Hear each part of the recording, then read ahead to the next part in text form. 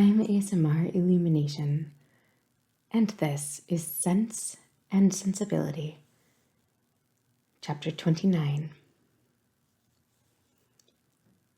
Before the housemaid had lit their fire the next day, or the sun gained any power over a cold, gloomy morning in January, Marianne, only half-dressed, was kneeling against one of the window seats for the sake of all the light she could command from it, and writing as fast as a continual flow of tears would permit her. In this situation, Eleanor, roused from sleep by her agitation and sobs, first perceived her, and after observing her for a few moments with silent anxiety, said, in a tone of the most considerate gentleness, "Marianne, may I ask—" "No, Eleanor," she replied. "Ask nothing. You will soon know all." The sort of desperate calmness with which this was said lasted no longer than while she spoke, and was immediately followed by a return of the same excessive affliction. It was some minutes before she could go on with her letter, and the frequent bursts of grief, which still obliged her at intervals to withhold her pen, were proofs enough of her feeling how more than probable it was that she was writing for the last time to Willoughby.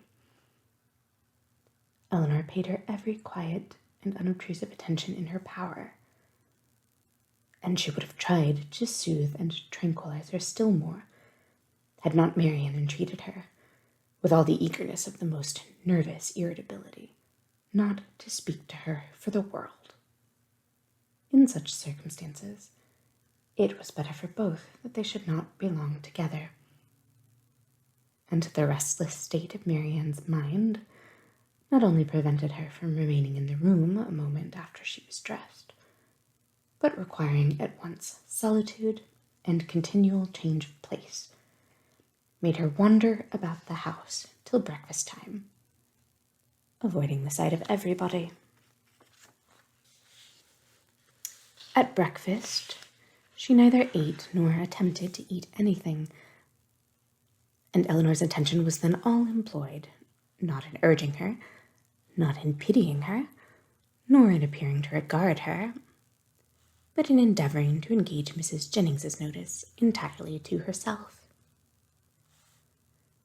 As this was a favorite meal with Mrs. Jennings, it lasted a considerable time, until they were just setting themselves after it round the common working table, when a letter was delivered to Marianne, which she eagerly caught from the servant,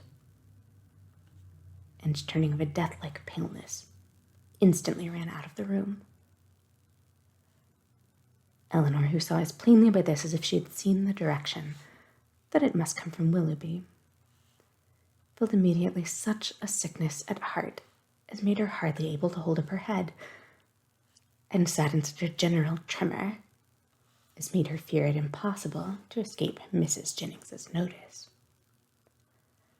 That good lady, however, saw only that Marianne had received a letter from Willoughby, which appeared to her a very good joke, and which she treated accordingly by hoping, with a laugh, that she would find it to her liking.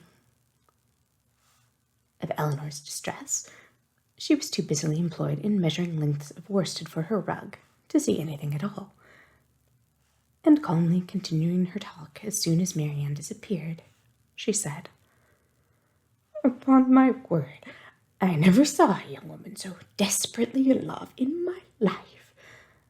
My girls were nothing to her, and yet they used to be foolish enough. But as for Miss Marianne, she is quite an altered creature. I hope from the bottom of my heart you won't keep her waiting much longer, for it is quite grievous to see her look so ill and forlorn. Pray, when are they to be married?" Eleanor, though never less disposed to speak than at that moment, obliged herself to answer such an attack as this, and therefore, trying to smile, replied, "And Have you really, ma'am, talked yourself into a persuasion of my sister's being engaged to Mr. Willoughby? I thought it had been only a joke, but so serious a question seems to imply more. And I must beg, therefore, that you will not deceive yourself any longer. I do assure you that nothing would surprise me more than to hear of their being going to be married. For shame, Miss Dashwood. How can you talk so? Don't we all know that it must be a match? That they were over head and ears in love with each other from the first moment they met. Did not I see them together in Devonshire every day and all day long? And did not I know that your sister came to town with me on purpose to buy wedding clothes? Come, this won't do. Because you are so sly about it yourself, you think nobody else has any senses. But it is no such thing, I can tell you. For it has been known all over town this ever so long. I tell everybody of it, and so does Charlotte. Indeed, ma'am, said Elinor very seriously, you are mistaken. Indeed, you are doing a very unkind thing in spreading the report, and you will find that you have, though you will not believe me now. Mrs. Jennings laughed again.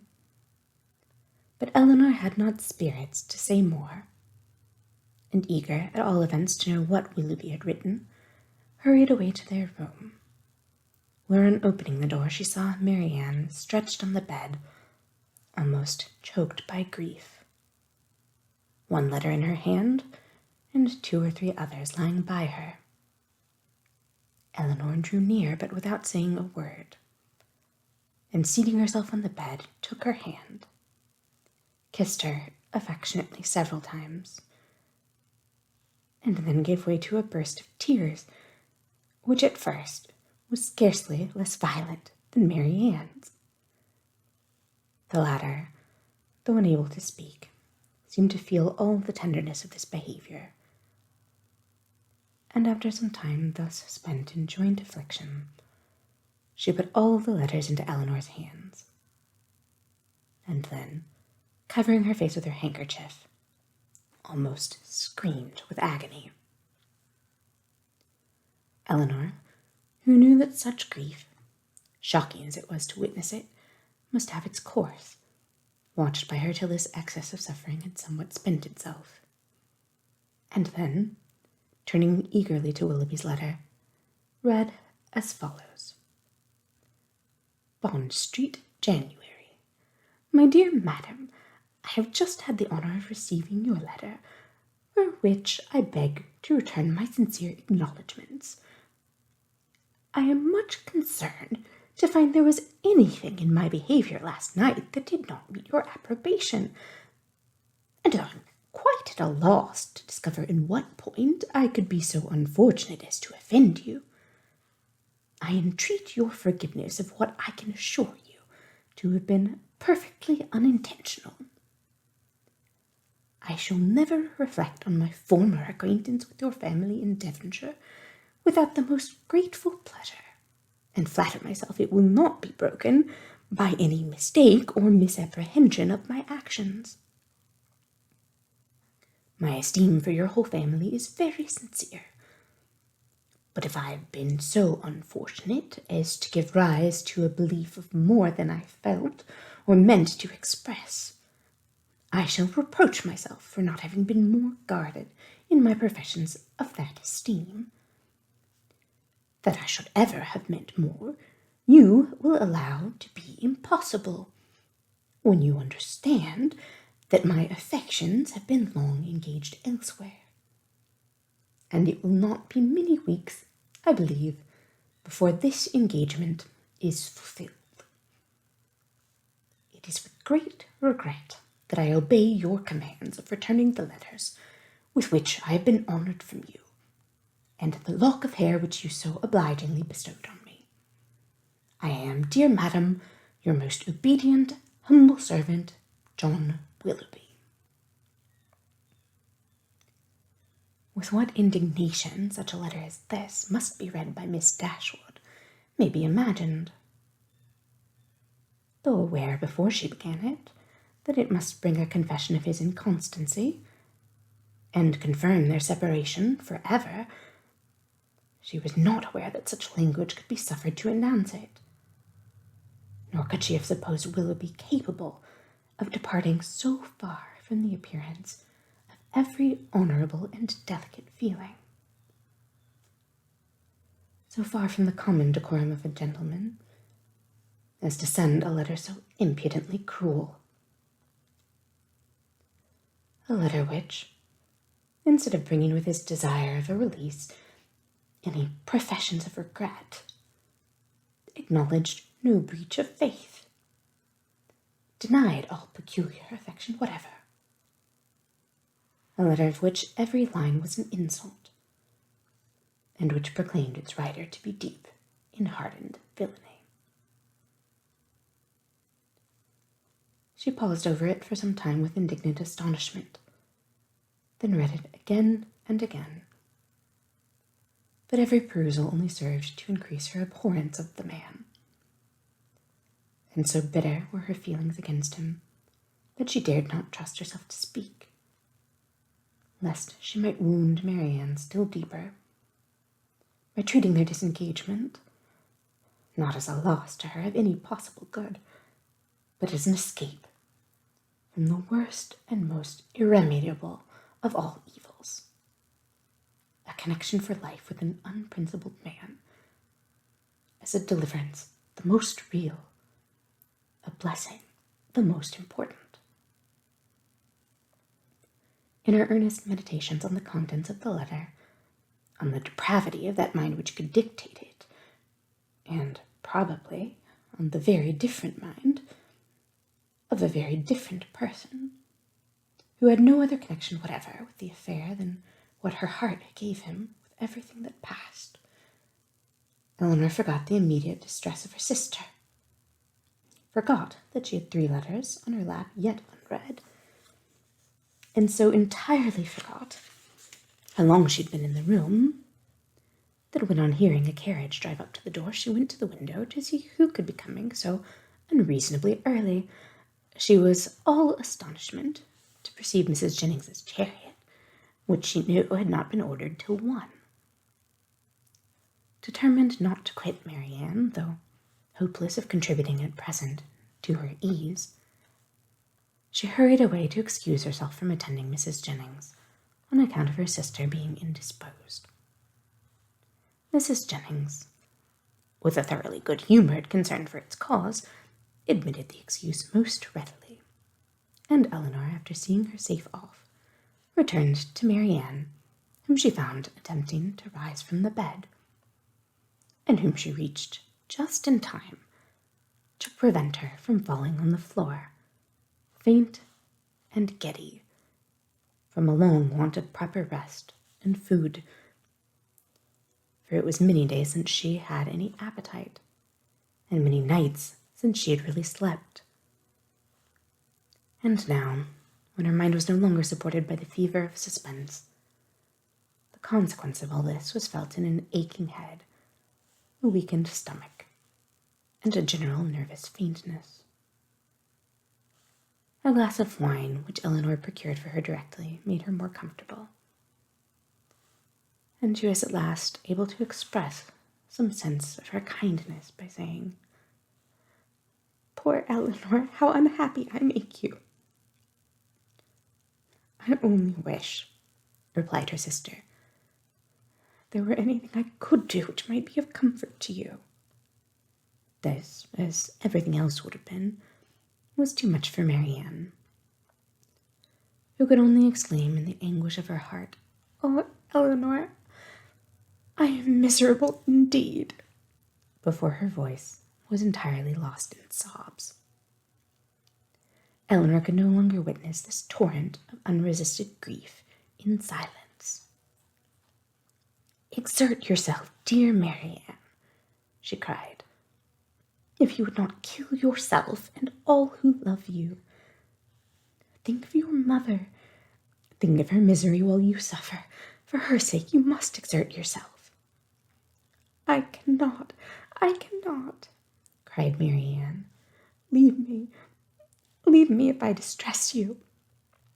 Leave me, hate me, forget me, but do not torture me so. Oh, how easy for those who have no sorrow of their own to talk of exertion. Happy, happy Eleanor, you cannot have an idea of what I suffer. Do you call me happy, Marianne? Oh, if you knew. And you believe me to be so while I see you so wretched. Forgive me, throwing her arms round her sister's neck. I know you feel for me. I know what a heart you have. But yet you are. You must be happy. Edward loves you. What can do away such happiness as that? Many, many circumstances, said Eleanor, solemnly. No, cried Marianne wildly. He loves you, and only you. You can have no grief. I can have no pleasure when I see you in this state.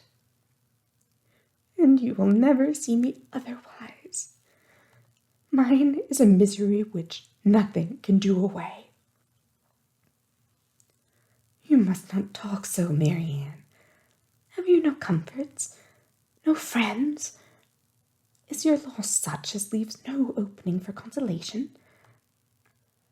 Much as you suffer now, think of what you would have suffered if the discovery of his character had been delayed to a later period.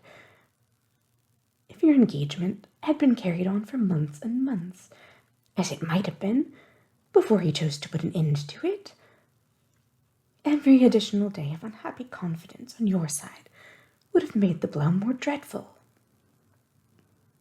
Engagement, cried Marianne. There's been no engagement. No engagement? No, he is not so unworthy as you believe him. He has broken no faith with me. But he told you that he loved you? Yes. No, never absolutely. It was every day implied, but never professedly declared. Sometimes I thought it had been, but it never was. Yet you wrote to him. Yes, could that be wrong after all that had passed? But I cannot talk. Eleanor said no more, and turning again to the 3 letters, which now raised a much stronger curiosity than before, directly ran over the contents of all. The first, which was what her sister had sent him on their arrival in town, was to this effect. Berkeley Street, January. How surprised you will be, Willoughby, on receiving this, and I think you will feel something more than surprise when you know that I am in town. An opportunity of coming hither, though with Mrs. Jennings, was a temptation we could not resist. I wish you may receive this in time to come here tonight, but I will not depend on it. At any rate, I shall expect you tomorrow. For the present, adieu. M.D. Her second note, which had been written on the morning after the dance at the Middletons, was in these words. I cannot express my disappointment in having missed you the day before yesterday, nor my astonishment at not having received any answer to a note which I sent you above a week ago. I have been expecting to hear from you, and still more to see you, every hour of the day. Pray, call again as soon as possible, and explain the reason of my having expected this in vain. You had better come earlier another time, because we are generally out by 1. We were last night at Lady Middleton's, where there was a dance. I have been told that you were asked to be one of the party, but could it be so? You must be very much altered indeed since we parted, if that could be the case, and you not there. But I will not suppose this possible, and I hope very soon to receive your personal assurance of its being otherwise. M.D. The contents of her last note to him were these. What am I to imagine, Willoughby, by your behaviour last night? Again, I demand an explanation of it. I was prepared to meet you with the pleasure which our separation naturally produced, with the familiarity which our intimacy at Barton appeared to me to justify. I was repulsed, indeed. I have passed a wretched night in endeavoring to excuse a conduct which can scarcely be called less than insulting. But though I have not yet been able to form any reasonable apology for your behavior, I am perfectly ready to hear your justification of it. You may perhaps have been misinformed, or purposely deceived in something concerning me, which may have lowered me in your opinion. Tell me what it is. Explain the grounds on which you acted, and I shall be satisfied in being able to satisfy you. It would grieve me indeed to be obliged to think ill of you. But if I am to do it, if I am to learn that you are not what we have hitherto believed you, that your regard for us all was insincere, and that your behavior to me was intended only to deceive, let it be told as soon as possible. My feelings are at present in a state of dreadful indecision. I wish to acquit you, but certainty on either side will be ease to what I now suffer. If your sentiments are no longer what they were, you will return my notes, and the lock of my hair which is in your possession. M.D. That such letters, so full of affection and confidence, could have been so answered, Eleanor, for Willoughby's sake, would have been unwilling to believe. But her condemnation of him did not blind her to the impropriety of their having been written at all, and she was silently grieving over the imprudence which had hazarded such unsolicited proofs of tenderness, not warranted by anything preceding, and most severely condemned by the event. When Marianne, perceiving that she had finished the letters, observed to her that they contained nothing but what anyone would have written in the same situation. I felt myself, she added, to be as solemnly engaged to him as if the strictest legal covenant had bound us to each other. I can believe it, said Eleanor, but unfortunately he did not feel the same. He did feel the same, Eleanor. For weeks and weeks he felt it. I know he did. Whatever may have changed him now, and nothing but the blackest art employed against me can have done it. I was once as dear to him as my own soul could wish. This lock of hair, which he now can so readily give up, was begged of me with the most earnest supplication. Had you seen his look, his manner, had you heard his voice at that moment? Have you forgotten the last evening of our being together at Barton? The morning that we parted, too, when he told me that it might be many weeks before we meet again. His distress! Can I ever forget his distress? For a moment or two she could say no more, but when this emotion had passed away, she added, in a firmer tone, Eleanor, I have been cruelly used, but not by Willoughby. Dearest Marianne, who but himself? By whom can he have been instigated? By all the world, rather than by his own heart. I could rather believe every creature of my acquaintance leagued together to ruin me in his opinion, than believe his nature capable of such cruelty. This woman of whom he writes, whoever she be, or anyone, in short, but your own dear self, Mamma and Edward, may have been so barbarous to belie me. Beyond you three, is there a creature in the world whom I would not rather suspect of evil than Willoughby, whose heart I know so well?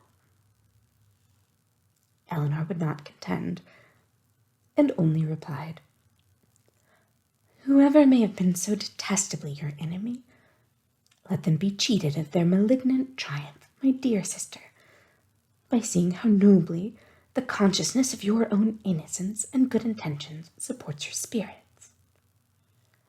It is a reasonable and laudable pride which resists such malevolence." "No, no," cried Marianne. "Misery, such as mine, has no pride. I care not who knows that I am wretched. The triumph of seeing me so may be open to all the world. Eleanor, they who suffer little may be proud and independent as they like, may resist insult or return mortification. But I cannot. I must feel. I must be wretched. And they are welcome to enjoy the consciousness of it that can. But for my mother's sake and mine, I would do more than for my own. But to appear happy when I am so miserable, oh, who can require it?" Again they were both silent. Eleanor was employed in walking thoughtfully from the fire to the window, from the window to the fire, without knowing that she received warmth from one or discerning objects through the other. And Marianne, seated at the foot of the bed, with her head leaning against one of its posts, again took up Willoughby's letter, and after shuddering over every sentence, exclaimed, "It is too much. Oh, Willoughby, Willoughby, could this be yours? Cruel, cruel. Nothing can acquit you. Eleanor, nothing can. Whatever he might have heard against me, ought he not to have suspended his belief? Ought he not to have told me of it, to have given me the power of clearing myself? The lock of hair," repeating it from the letter, "which you so obligingly bestowed on me, that is unpardonable. Willoughby, where was your heart when you wrote those words? Oh, barbarously insolent. Eleanor, can he be justified? No, Marianne, in no possible way. And yet this woman, who knows what her art may have been, how long it may have been premeditated, and how deeply contrived by her. Who is she? Who can she be? Whom did I ever hear him talk of as young and attractive among his female acquaintance? Oh, no one, no one. He talked to me only of myself." Another pause ensued. Marianne was greatly agitated, and it ended thus. "Eleanor, I must go home. I must go and comfort Mamma. Cannot we be gone tomorrow?" "Tomorrow, Marianne?" "Yes, why should I stay here? I came only for Willoughby's sake. And now, who cares for me? Who regards me?" "It would be impossible to go tomorrow. We owe Mrs. Jennings much more than civility, and civility of the commonest kind must prevent such a hasty removal as that." "Well, then, another day or two, perhaps. But I cannot stay here long. I cannot stay to endure the questions and remarks of all these people. The Middletons and Palmers. How am I to bear their pity? The pity of such a woman as Lady Middleton. Oh, what would he say to that?" Eleanor advised her to lie down again, and for a moment she did so, but no attitude could give her ease. And in restless pain of mind and body she moved from one posture to another, till growing more and more hysterical, her sister could with difficulty keep her on the bed at all, and for some time was fearful of being constrained to call for assistance. Some lavender drops, however, which she was at length persuaded to take, were of use. And from that time till Mrs. Jennings returned, she continued on the bed, quiet and motionless.